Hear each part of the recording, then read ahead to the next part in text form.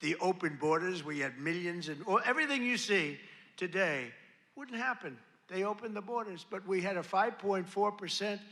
And since the election, the stock market has set 52 all-time highs, adding $9 trillion in value to your savings, retirement accounts, and 401ks. So 401k people, I mean, of which you got a lot of people. Does anybody have a 401k in the audience? A lot of people. So you're setting records, right? The highest it's ever been. They say this, you know, the good stock market, they say, well, this stock market, you know, they just try so hard. This stock market doesn't affect the middle class. I say it does. What about a 401k? What about all the other things? What about the fact that they're making more salary than they've ever made? But the stock market's the highest. How is John Deere stock doing? Great? All-time high? It's all-time.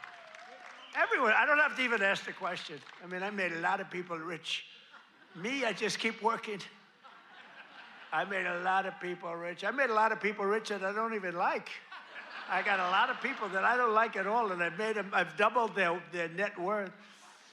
But after 4 years in which Biden got less than $1 trillion in new investment, think of it, he took in substantially less in 4 years than $1 trillion.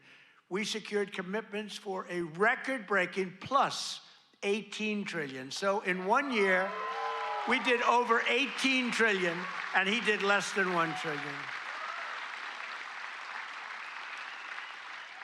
Just over 1 year ago, under Sleepy Joe Biden and the radical left lunatics, we were a dead country. We were a dead country. I tell you, 1 year ago, a little more than 1 year ago, we were a dead country. The king of Saudi Arabia told me that. You've heard me say it. He said it better than anybody else. He said, you know, I can't believe it. A few months ago, he said, a year ago, you were a dead country. Now you're the hottest country anywhere in the world. He said, I can't believe it. And today, I'm pleased to announce one more historic investment. The great American company that we just talked about is doing so much. I have to give it really. I buy so much equipment from so many of the people in the, you know, we have a lot of very successful companies in here, but I know it's a very special deal because John Deere is doing $70 million in factory in North Carolina. It's brand new, the best in the world. And I think it's going to pay off very, very big. And if it doesn't, I have nothing to do with it. But if it does, I'm going to take full credit. But what it is an excavator factory, as I understand it, and it's going to be the only excavator factory. In other words, excavators. We all know I love those excavators. Believe it or not, I know a lot about them. We don't make them here. This is going to be the only excavator entirely made in the United States of America. So that's good. That's good. I love it. I love it. It's great. And they'll all come. I hate to tell you, but they're all going to be coming too. You're going to have some competition, but you'll be ahead of them. If congressional Democrats had their way this year, would right now be facing the largest tax hike. So they wanted to give you, this is what I was running against, the largest tax hike in the history of our country. I wanted to give you the largest tax cut in the history of our country. And if they won, this country would be cratering right now. It would be cratering. So I've cut a record number of job-killing regulations. The reason our job numbers are so good, and remember this, I've cut hundreds of thousands of federal jobs. Now, if I didn't do that, our numbers would be even more through the roof. Or I could get them. You know what they do? In order to have decent numbers, they hire 1 million people. You hire 1 million people, all of a sudden you're down to 3.5%. We don't do that. We get rid of that job where you have 10 jobs for you have 10 people for every job. And they are all now, and they hated me. They hated me. Now they love me. You know why? They all got jobs in the private sector making twice as much money as they made from the federal government, sometimes much more than that. So a year ago, they hated me, and now they love me. But it includes dozens of burdensome regulations that were crushing our amazing farmers. We love our farmers. We won this thing. I think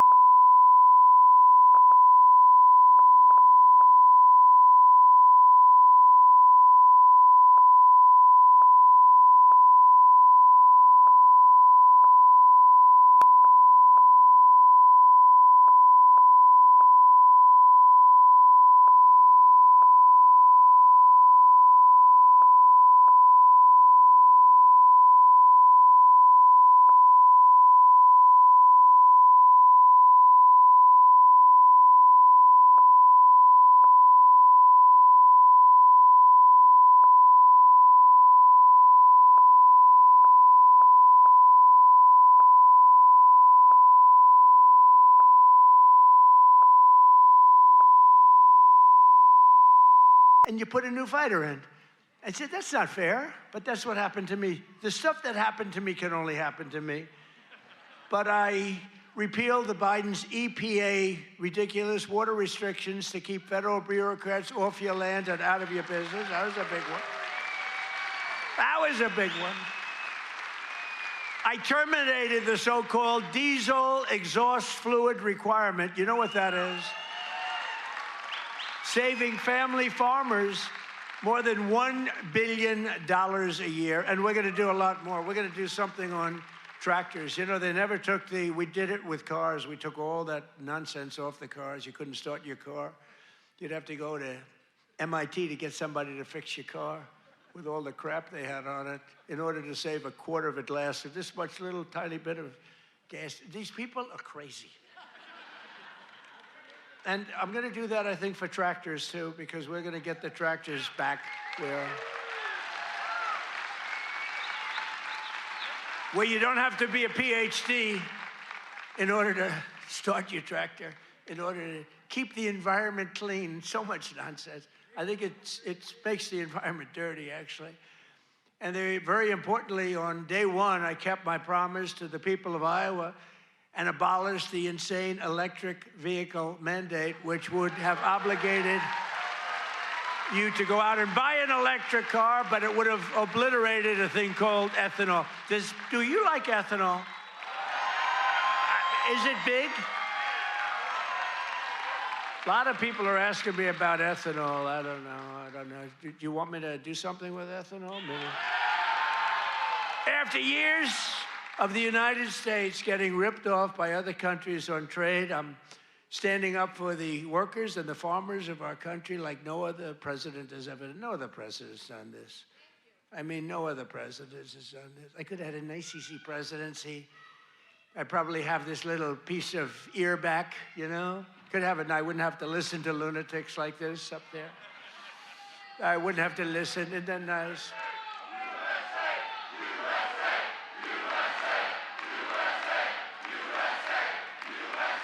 Thank you. Boy, they're good here. Do we love our law enforcement? They work very quickly.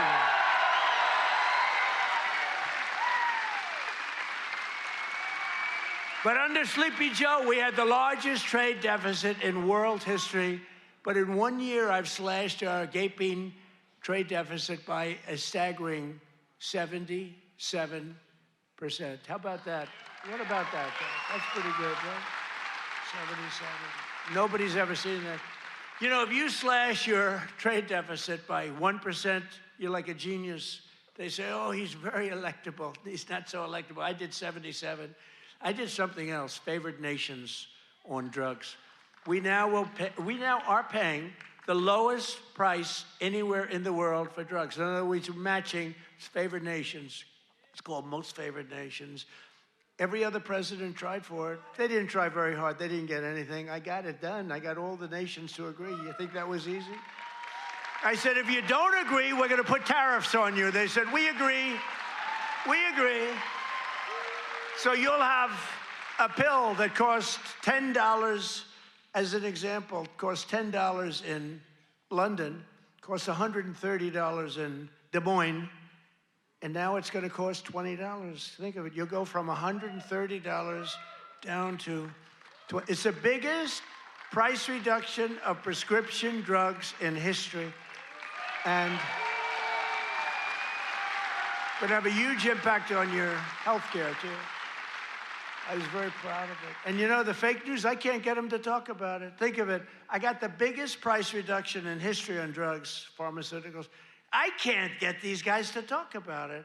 It was page like 22 in the New York Times, a little story. I just got the biggest, I can't believe it. If a Democrat got a half a point down, this is like hundreds of, depending on the way you want to calculate it, you could say it's an 80% reduction, or you could say it's 1,000% reduction. You could say whatever you want, but it's the biggest reduction in history by many, many times. I did something because we were subsidizing the entire world.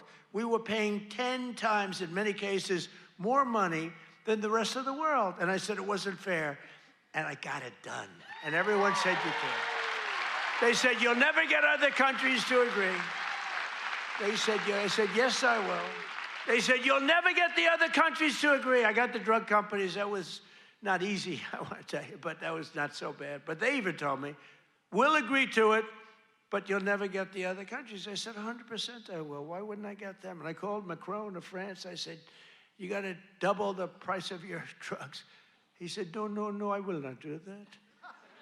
What was the story with his glasses the other day? What the hell was that all about? But anyway, I got them all. I don't want to go into a long story. Bottom line, I said, I'm going to increase tariffs by 25. I'm going to charge you 25% tariff if you don't do it. They said, we will do it. Why don't you ask? We'd love to do it.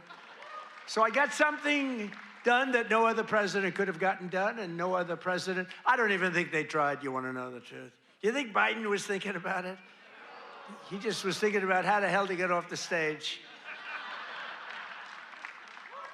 Remember, the guy could never find that. You have so many ways. You can jump off the front if it really gets. You got stairs all over the place. The guy could never find his way off the stage. This was not a good sign. But I made new fair trade deals with countries covering half of all U.S. trade.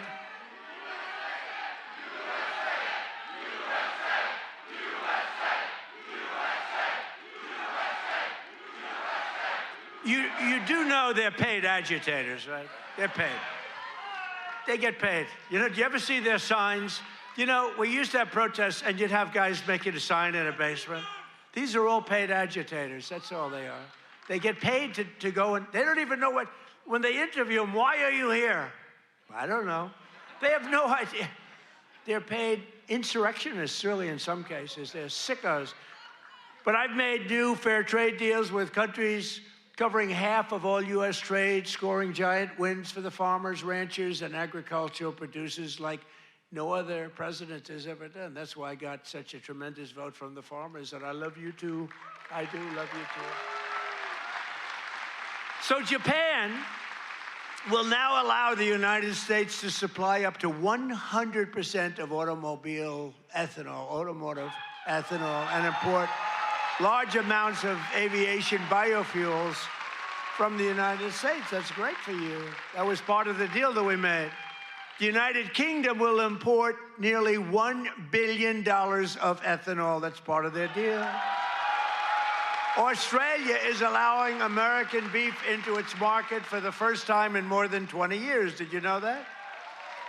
And beef is doing great, and we got to get the prices down a little bit, and they're starting to come down pretty much. China has agreed to purchase over $40 billion of U.S.-grown soybeans. You know that. You're selling them. They're selling them. And I went to President Xi, and he's upping it. I mean, it's $40 billion. The European Union will dramatically increase purchases of American pork, dairy, and soybean oil. They never did that before. They're all doing things that they never did before, because you have a certain president that's a little bit different from the presidents that you had before. And nations from Cambodia to Thailand to the Philippines and Indonesia are eliminating all trade barriers to agricultural products. Your agricultural products had trade barriers that didn't allow them to be sold in countries that are now saying, oh, please, we'd love to accept your product. So that's great. It's going to be, you're going to see it starting to kick in now for the farmers. And to further help our farmers recover from the really a catastrophe of the Biden years, what a period of years that we had. We had a country that was just dead. We had a country that was just not respected by anybody. We had a guy who didn't know where the hell he was. Do you think he worried about his farmer at night? No. He just wanted to go to sleep. This is what we had. This is what we had in our fake election. We recently issued $12 billion in farm relief. We gave them because you were screwed by other countries. I said, how much is the number? To our great Secretary of Agriculture, Brooke Rollins. She's doing a great job. I said, Brooke, what's the number? And she said $12 billion, and I wrote a check for $12 billion because we have so much money from the tariffs coming in. So you couldn't have done that before. We're a rich country now. I hope we win that Supreme Court case. You know, we have people that are China-oriented. They have people from literally, that very China-oriented and foreign country-oriented, trying to stop that. But we'll get it done one way or the other. We're going to do it. If we have to do it a different way, we'll do it. But we're taking in hundreds of billions of dollars. We're doing amazing. Nobody can even believe it. Foreign countries cannot believe what's happened. They're studying us, but it won't work. But I'm also working hard to expand your markets domestically. And in the campaign, I promise to support E15 all year round.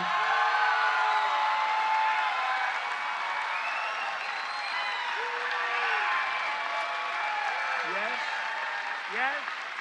Should I do it, Kaufman? Should I do it? I did. I promised E15 all year round if I get elected. And I want to let you know, and we'll start right now. I was going to put out a statement a week ago. I said, hold it. I'm coming to Iowa to make a speech. I'm not going to put out a truth. I want to be there in person to tell them, the people of Iowa, to know that I am trusting Speaker Mike Johnson, who's great, and Leader John Thune, who's great. That's House and Senate. To find a deal that works, we've got it. For farmers, consumers, and refiners, including small and mid-sized refiners. In other words, to get E15 approved, and they're working on it. They're very close to getting it done. So I just wanted to let you know that. Yeah? Okay?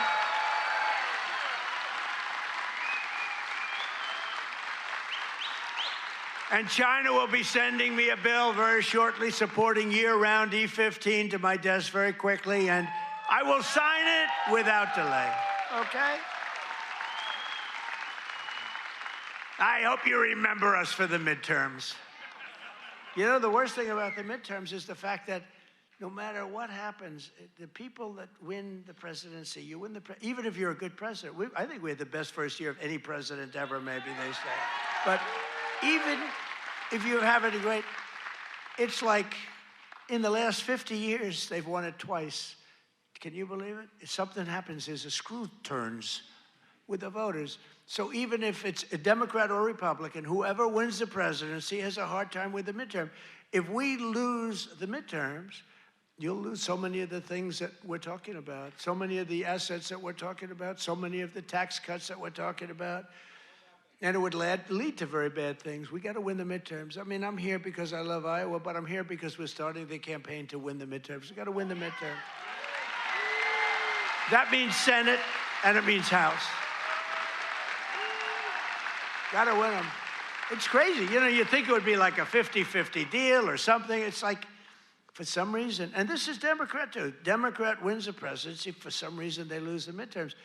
Now, maybe they don't campaign as hard because they've campaigned. I don't know, but I campaign hard. We got to win the midterms. So remember that you got to get out and you got to vote. The midterms are very important.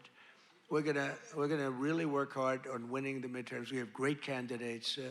Again, Senate and House. We have great candidates. We got to win them. And we have candidates that rule with common sense, not this craziness. You know, we're not going to be supporting transgender for all, men and women's sports, open borders, open borders. The worst is open borders because, you know, I take care of things and, you know, inflation, I had it beat very quickly and all, but this open border thing, you know, it's a lot of work. You're taking criminals in that they allowed into our country where the jails are opened up. Remember the jails, the prisons all over, from all over the world, they're opened up. The Congo, all over South America, Venezuela, they opened up their jails. We got to get them out. I mean, it's really, really, we can never forget what that group of morons did to this country. We can never forget. And we've got to win the midterms. That's why we've got to win the midterms. As we bring trillions of dollars pouring into our country from overseas, we're also making America affordable again, a problem caused totally by the crooked Joe Biden administration. I mean, you know, I inherited this problem. They say, prices are too high. I just took over. They said, I'll never forget, I come here, I'm in 3 days, I have a news conference 3 days into my administration.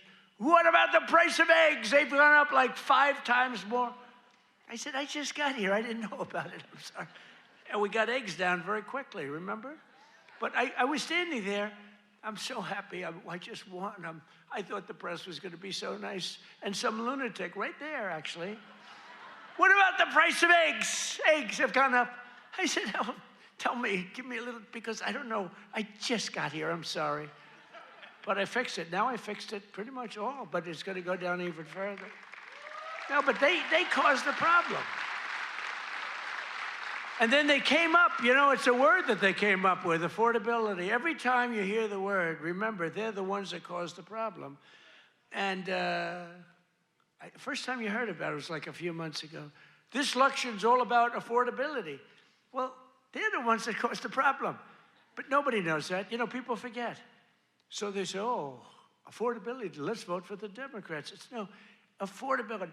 They caused a tremendous price increases. It was caused by the worst inflation we've ever had. And they come up with this word, affordability. And I saw it although you're not hearing it so much anymore. You know why? Because the prices are coming down so much. They don't want it to be an election based on lower prices. But we're bringing down the lower, I like that term better. It's the lower prices. We're bringing them down. But we inherited the highest prices in the history of our country, and we've rapidly brought them down. And that's what we want to do.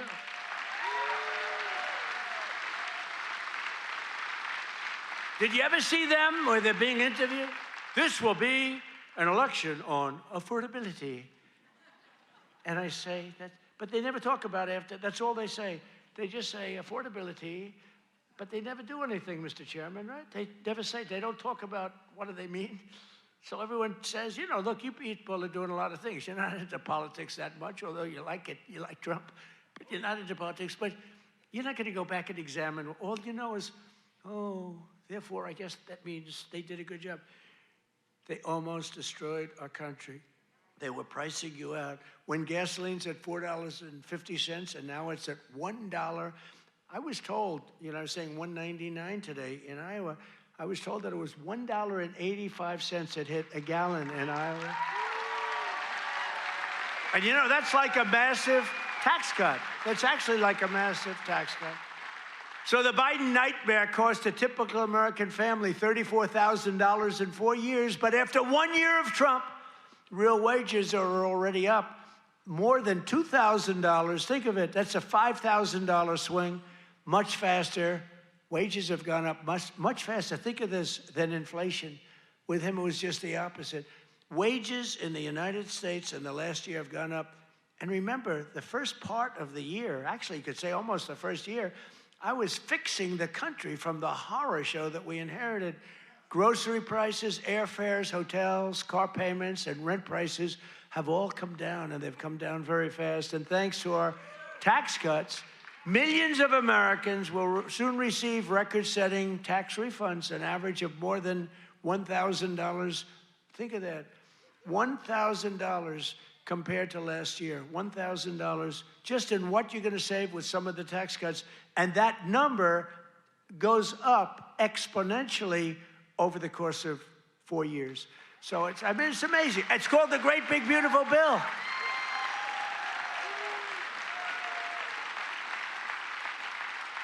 One other thing that you get that's I thought was so great. I came up with it.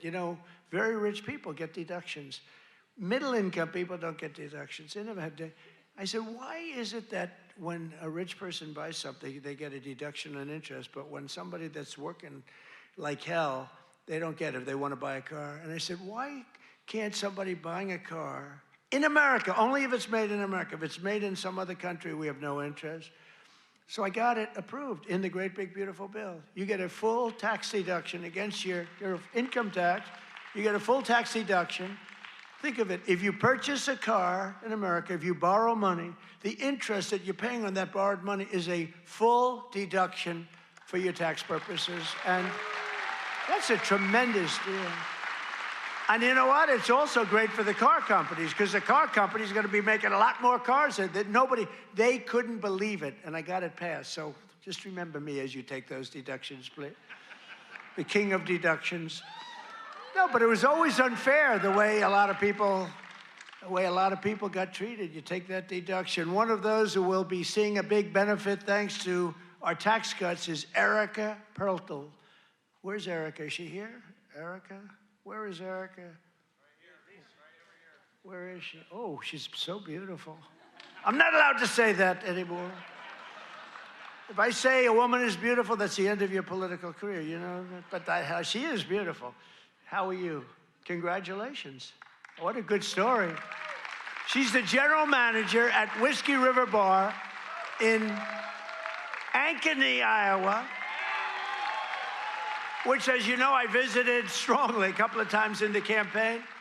And Erica's been able to hire many new employees, and they're each going to be taking home thousands and thousands of dollars extra because of the no tax on tips. And she's got a lot more people wanting to work for her, too, because of that no tax on tips. That's just one of many.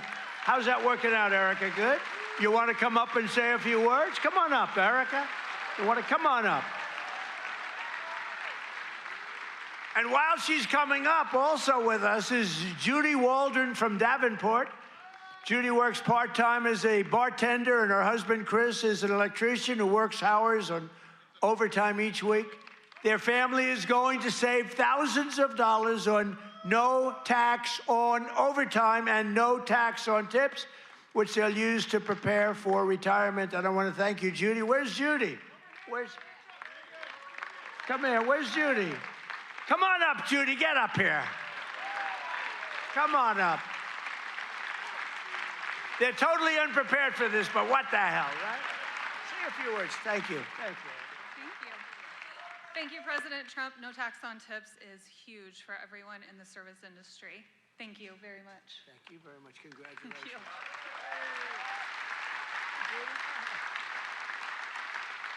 I would just like to say the same thing. Thank you very much. We appreciate it. Thank you very much, Annie. Good luck.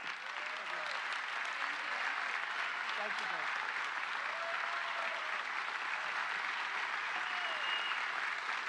I refuse to say they're beautiful. I refuse. But they're beautiful. Do all people look like that in Iowa? I don't think so. Thank you both. Congratulations, too. Great. That's great. We're not supposed to come up, but I looked at both of them and I said, get up here. We're also pleased to be joined by Governor Kim Reynolds. Kim, thank you. Thank you. Thank you, Kim. Great. A man who's become a real star, Treasury Secretary Scott Bessent. Scott. He's become a star. He's done a real job. He knows his business. And he's a big cutter. He cuts a lot of things. Small Business Administrator, another real star, Kelly Loeffler. Kelly, thank you, Kelly. Thanks, Kelly. Great person. Those are great people. Also with us are Representatives Ashley Hinson. These are people running for office. We have to vote them. Randy Feenstra, Marionette Miller-Meeks, and Zach Nunn. I want to thank you. Thank you. And I want to tell you that they're all great and they're all running and they should be in good shape, but you got to get out and vote. Got to get out and vote. Iowa Attorney General Brenna Bird. Where's Brenna? Hi, Brenna. Boy, she was early to endorse me. She was so early. We appreciate it. We'll never forget that. That was great. Thanks a lot, Brenna. And you're doing well. I hear you're doing great, right? Thank you. She's running again. You got to vote for her. State House Majority Leader Bobby Kaufman. Bobby. Guys, you gotta move her there. Thank you, Bobby. Great job. Great family. Former State Senate President Leader. Now, I have to tell you about this guy. He endorsed me, the first person in the entire United States of America. It was a year before I even knew I was running, he endorsed me. He endorsed me because he thought I would be good.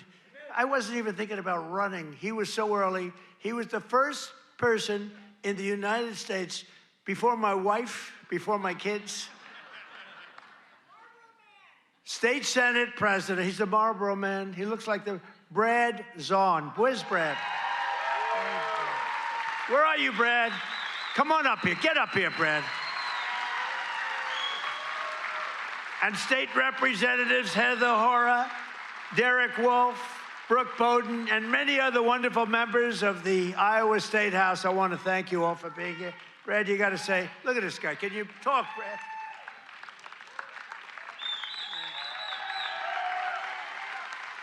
Well, it's an honor to be here. And you know, my wife is a Fox News junkie, and she loves Laura Ingraham. And I tell her, I said, enjoy every second because you are the GOAT. Promises made, promises kept. Thank you. Great job. Thank you. He's the Marlboro man, right? He can do that, do whatever he wants. He was so early. I said, who the hell is that guy in Iowa that keeps endorsing me? Thank you, Brad. We won't forget. The Trump administration has done more in 12 months than most administrations achieve in 4 years or 8 years, and we've done a lot.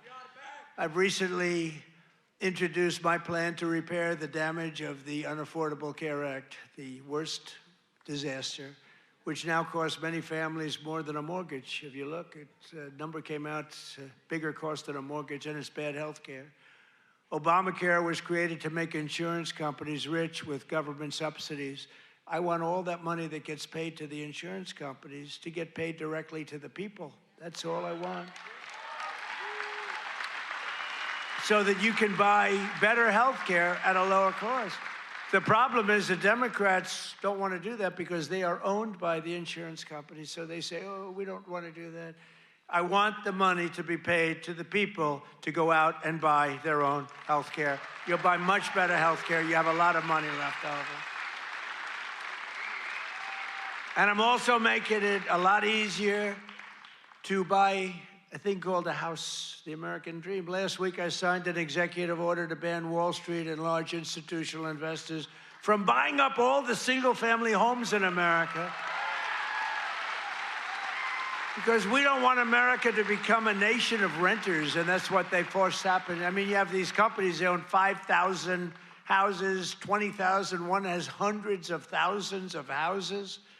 We don't want that. We want people to be able to buy houses. At the same time, I want to keep the value of the house very high of those people who already own a house. We're not forgetting about them because they don't necessarily match those two things. You know, we get the prices down. Well, what does that do?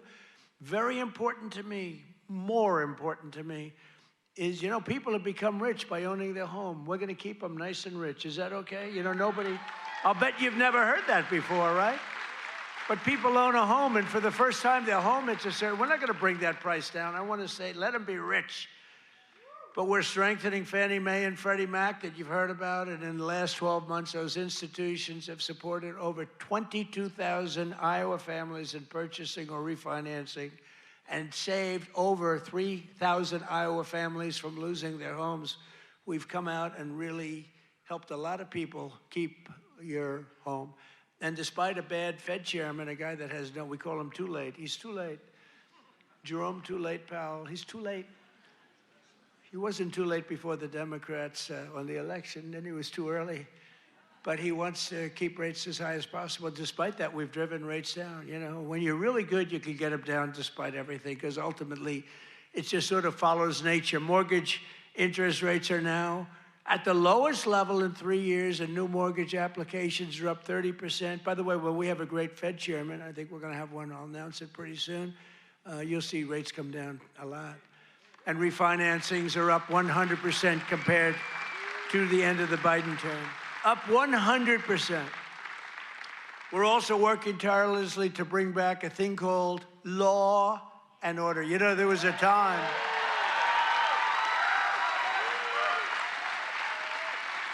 So there was a time that you weren't allowed to use the words law and order. I like that guy.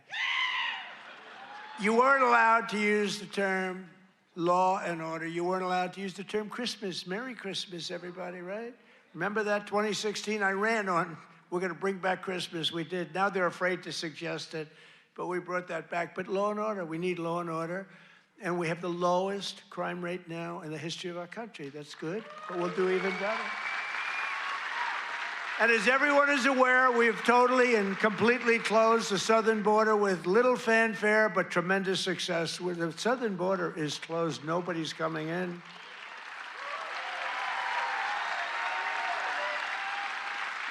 That's right. Nobody is able to come into our country except for those that come in legally. We want to have people come in legally. We need people to come in legally, but they have to show that they can love our country, not hate our country. They have to show that they're not going to blow up our shopping centers, blow up our farms, kill people. They're coming in legally, but they cannot come in unless they come in legally into our country, and we're letting some great people come in. They have to show that they can love our country. They have to be proud. Not like Ilhan Omar. Did you see that wise guy? You know, she's always talking about the Constitution provides me with the following. You know, the Constitution, she comes from a country that's a disaster. It's considered, I think, the worst. It's not even a country, okay? It barely has a government. I don't think it does. They're good at one thing, pirates. But they don't do that anymore. You know why? Because they get the same treatment from us as the drug dealers get. Boom, boom, boom.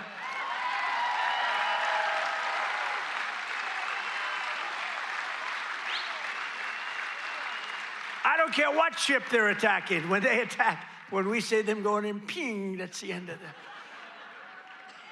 It's amazing. You know, I don't know if you know, drugs coming in by water is down 97%.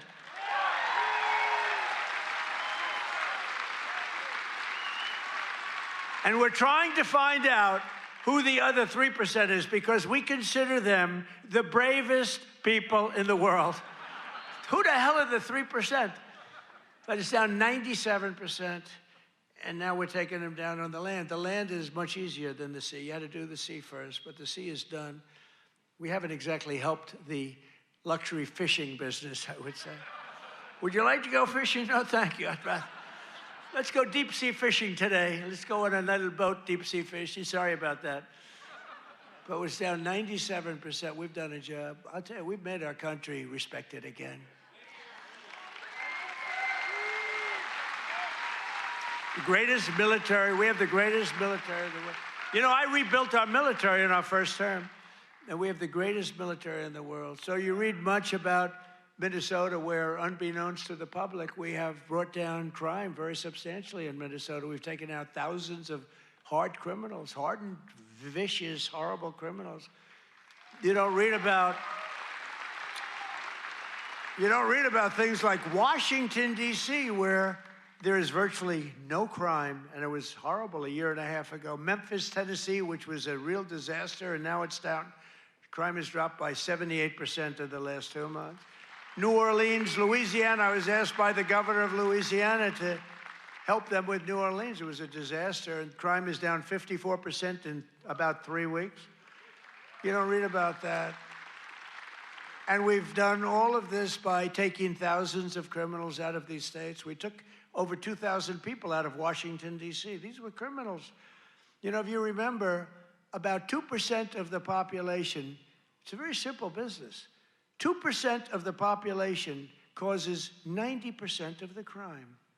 So when you start decimating that 2%, boom, that's why we have the crime. It's an amazing number when you think.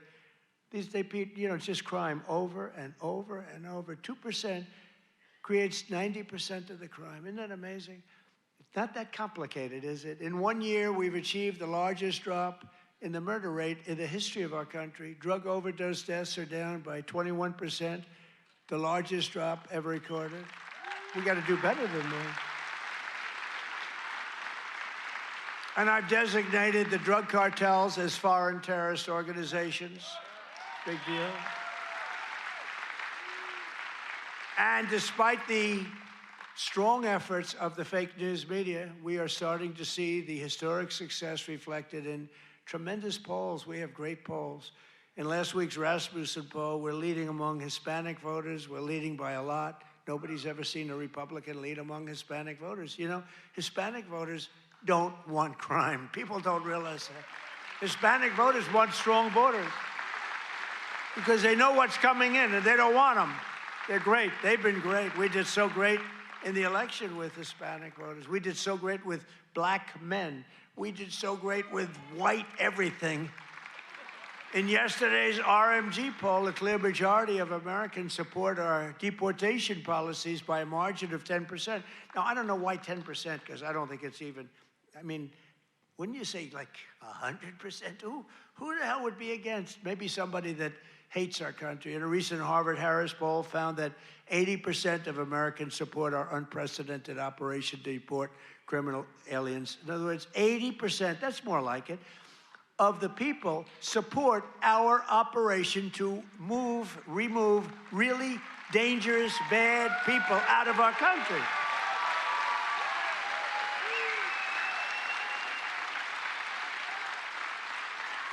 And in a Reuters poll that just came out, Republicans are leading on the economy by a lot and leading on immigration by a lot, and the crime, they're leading by a real lot, by almost 20 points. And in real clear politics average net approval, the Republican Party is more than 10 points more popular than Democrats. And I don't even understand that. How can 10 points is considered a lot? But to me, I mean, how is it 10 points when we've done all these things? They've done only destroying our country. They are destroying, they would destroy. I'm telling you, if Kamala won, or any of them, I think Gavin Newsom is worse because, I mean, he's destroyed California. If they win, that group, that ideology wins, you will be Venezuela on steroids. And I've said it for years. And you know what? They will destroy our country. The country would have been destroyed already. We're fully rebuilding the U.S. military with more than $1 trillion we're spending on the military. And in June, we obliterated Iran's nuclear capacity in Operation Midnight Hammer. You saw that. People have been waiting for 22 years to do that, and we were right at the end. They were about a month away from having a nuclear weapon. We had to do it. And by the way, there's another beautiful armada floating beautifully toward Iran right now. So we'll see. I hope they make a deal. I hope they make a deal. They should have made a deal the first time they'd have a country. And just weeks ago, at a spectacular operation in Venezuela, we brought the outlaw dictator Nicolas Maduro to face American justice.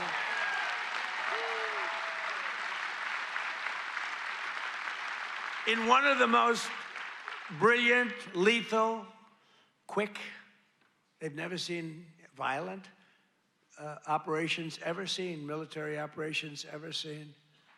Nobody was killed, not on their side, a lot of people. Unfortunately, I have to say a lot.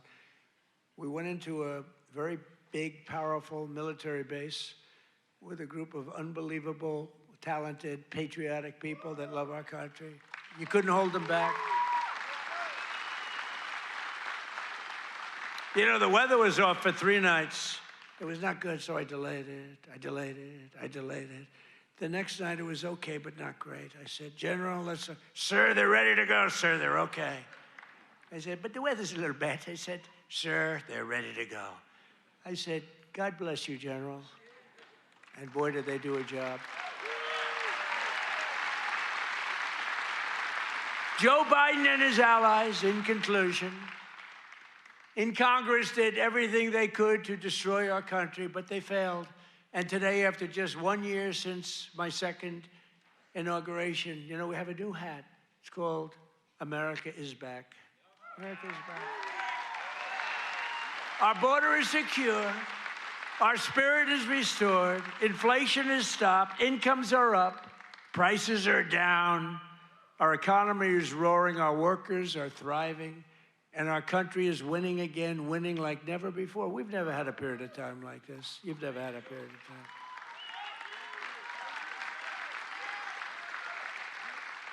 I just left a great group of people from Iowa, and half of them were crying as they talked to me. I don't think they were crying because I'm doing a bad job. You know, in theory, you'd cry if you do a bad. They were crying because I've done a good job.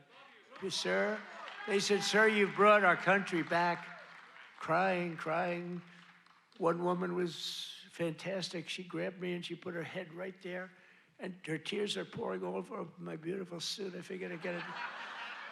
And I checked it out, and there was a lot of makeup all over. I said, what the hell am I going to do? I got to get myself in trouble.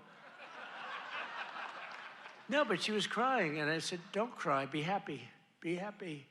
With the help of the incredible people of Iowa, we're repairing 4 long years of disaster and decline, and we're beginning what will be known as the greatest years in the history of our country. I believe that, too.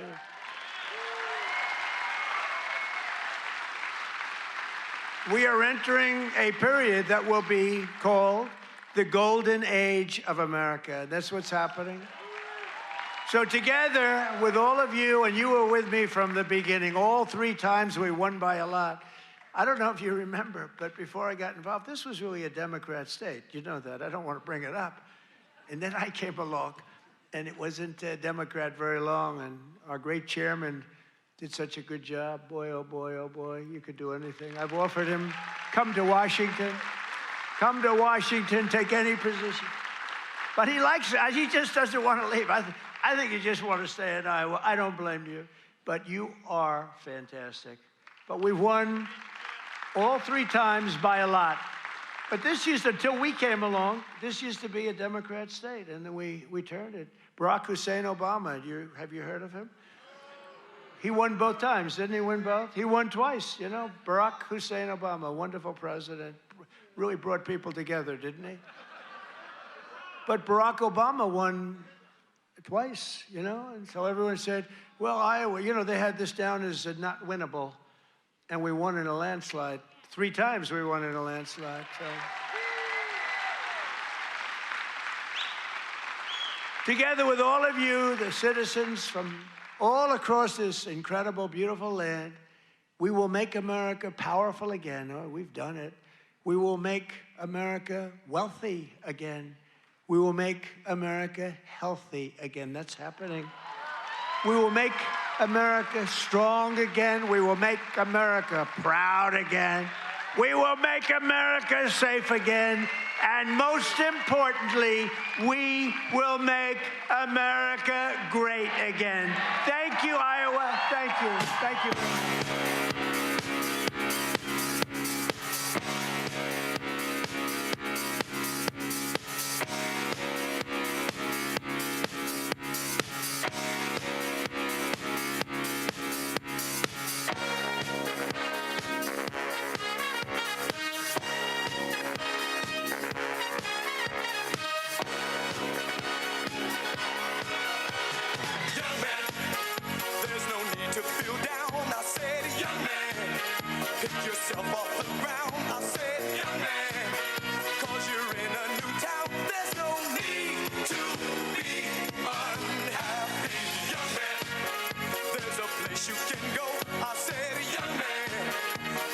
Short on your dough, you can stay there, and I'm sure you will find many ways to have a good time.